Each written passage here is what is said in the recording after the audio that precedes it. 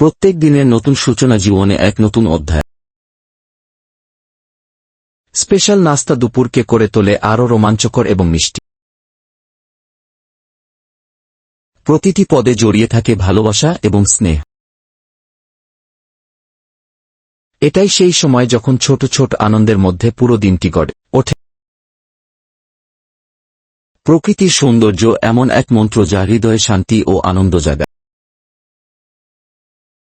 আম মাখার মতো সুখ পৃথিবীর আর কোনো মিষ্টি অনুভূতি নেই। বন্ধুদের সাথে আড্ডা আর খাওয়া জীবনের সেরা মুহূর্তগুলো তৈরি করে। এক কাপ চা শান্তির মুহূর্ত এবং মনকে প্রফুল্লিত করে।